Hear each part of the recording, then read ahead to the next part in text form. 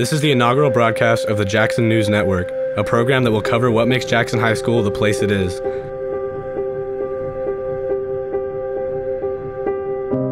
This broadcast comes to us from Oso, Washington, where our reporters were given the honor to be the first high school journalists to cover the site.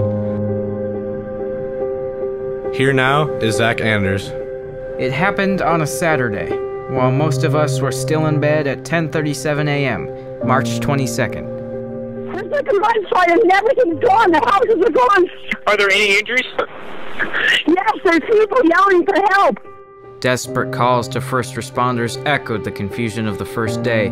Trees folded over, homes were blown away, and people were sucked into the mud in an instant like a wave from the ocean.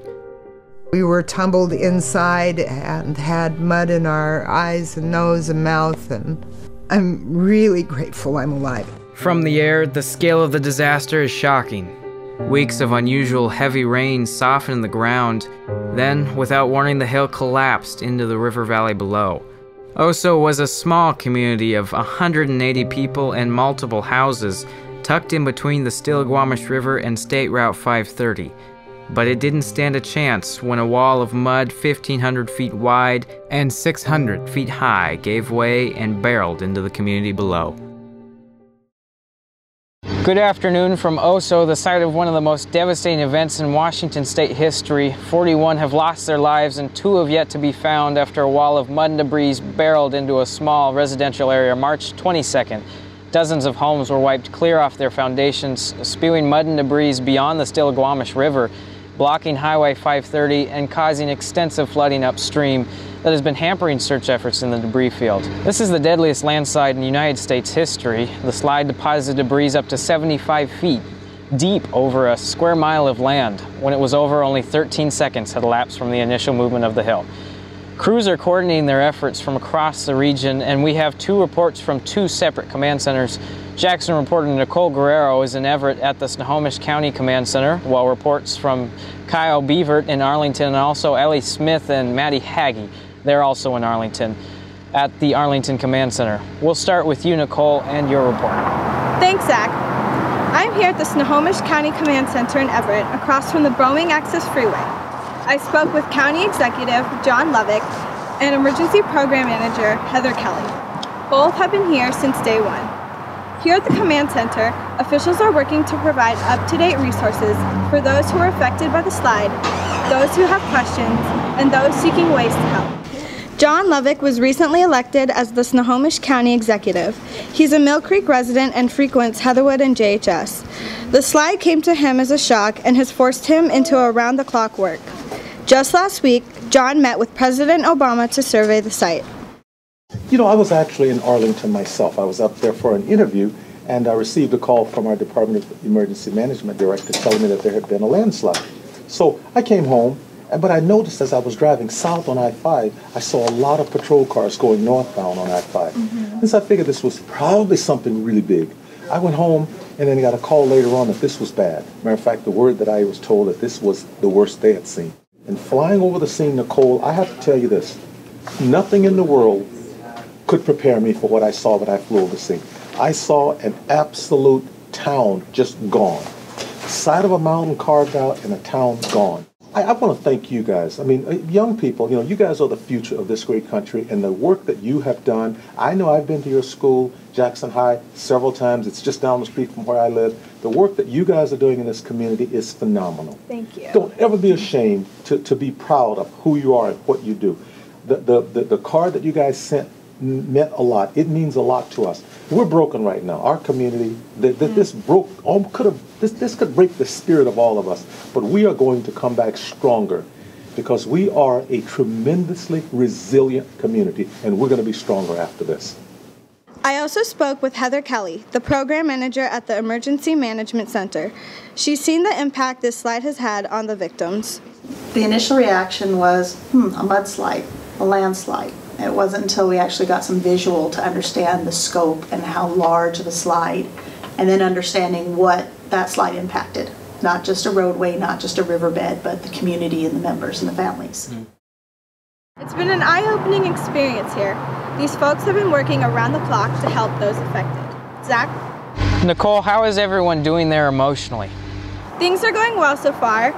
A Green Cross dog named True was brought in while we were here to help relieve tension and provide support. All right, thank you, Nicole, for your report. A little while ago, President Barack Obama stepped off Air Force One and headed to visit the site.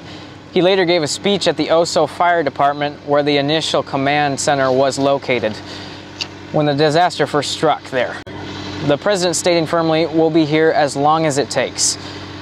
We now go to Kyle Beavert at the Arlington Command Center. Kyle, your report. Hi Zach, I'm here in Arlington and I've had the pleasure to speak to many volunteers and officials on how they've been able to make these recovery and relief efforts possible. Speaking with FEMA spokesperson David Mace and incoming incident commander Brad Redding, the feeling of the command center was toned down as operations slowed and we were able to move from rescue to recovery. Obviously, the pace has slowed down considerably in the past few weeks. It was very high energy early on. Now the search and recovery efforts are starting to wind down. So far, 41 deceased individuals have been recovered and identified, and 2 remain missing. And the search and recovery efforts for those 2 individuals are ongoing right now. I'm starting today again, but we came on the first day and we were in command of the incident for the first 8 days. Wow. So how has this process been for you personally?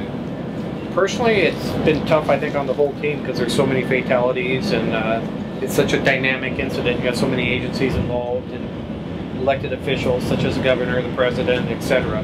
So there's a lot of stress running the incident.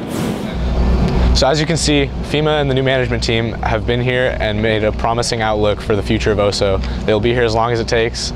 Back to you, Zach. Once again, thank you both for your reports.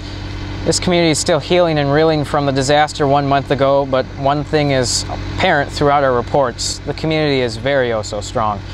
Our last report comes to us from Ellie Smith and Madi Hagge in Arlington. Your reports? Thanks, Zach. We're here at the Command Center catering area, and we had the privilege of interviewing some of the workers and volunteers of the relief efforts.